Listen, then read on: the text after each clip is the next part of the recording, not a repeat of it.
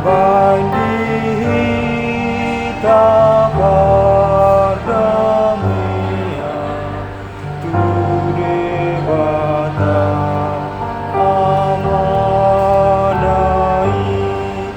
nubuan dan pula marsakti naro tu Jesus isude. Terpujilah Allah Bapa, Allah yang kami sembah di dalam nama Tuhan Yesus Kristus. Terima kasih Tuhan, Engkau menghantar kami di pagi yang indah ini. Sebelum kami melakukan segala aktivitas, Tuhan lebih dahulu menyapa kami melalui firman-Mu. Kiranya Roh Kudus-Mu mengajari kami, menuntun kami, sehingga kami mampu menjalani hari ini. Dan kami mampu mengerti serta menjadi pelaku firman-Mu. Di dalam Kristus Yesus Tuhan kami. Amin. Shalom dan selamat pagi Bapak Ibu yang dikasihi oleh Tuhan. Kita bertemu lagi di pagi yang indah ini.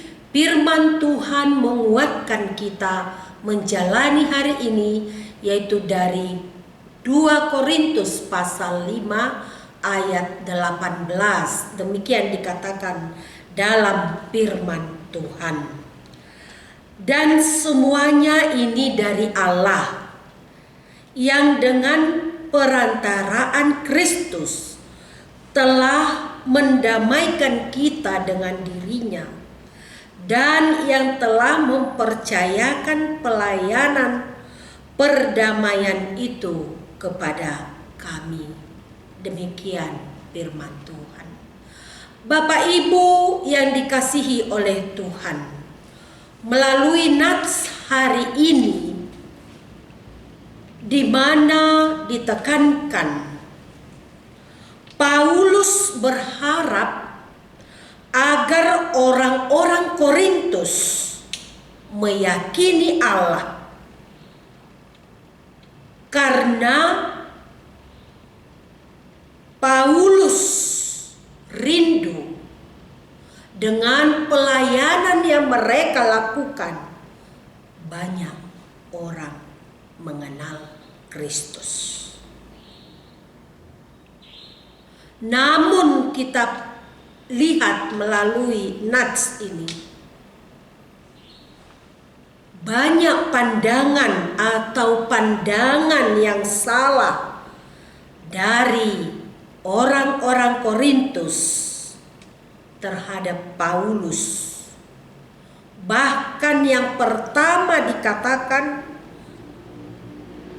bahwa Paulus itu seorang rasul, tidaklah mungkin menghadapi penderitaan. Itulah pandangan mereka yang pertama.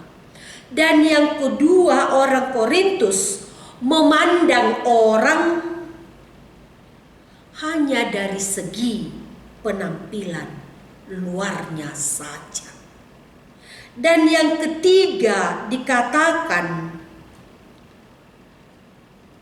bisa saja mereka menganggap bahwa Paulus itu kurang atau dikatakan tidak waras. Kenapa dikatakan tidak waras? Karena memang mereka melihat dia seorang rasul, kenapa dia harus menghadapi banyak penderitaan. Namun kita perhatikan Bapak Ibu, Paulus tidak putus asa. Justru dia tetap semangat di dalam Tuhan. Bahkan Paulus sendiri membanggakan penderitaan yang dia alami karena Kristus. Setelah dia mengenal Kristus, dia bangga menghadapi banyak penderitaan itu. Namun Paulus melakukan itu bukan karena ada sesuatu, tetapi Paulus melakukan itu oleh karena dorongan kasih Yesus yang telah bersinar di dalam dirinya.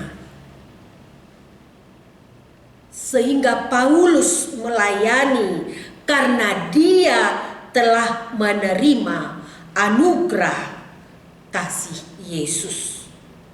Dan itulah yang membuat Paulus hidup di dalam Kristus. Sama seperti yang dikatakan 2 Korintus 5 ayat 17. Dia mengatakan, yang lama sudah berlalu dan yang baru sudah datang. Sudah berlalu yang lama. Kita tahu bagaimana kepribadian dia sebelum mengenal Kristus. Setelah dia mengenal Kristus, Paulus membiarkan Allah berkarya di dalam dirinya. Demikian juga kepada kita, Bapak Ibu yang dikasihi oleh Tuhan. Setelah kita mengenal kasih Kristus di dalam diri kita, sehingga kita sudah diperdamaikan dengan Allah. Jadi orang yang telah diperdamaikan dengan Allah berarti dia penuh dengan kebahagiaan.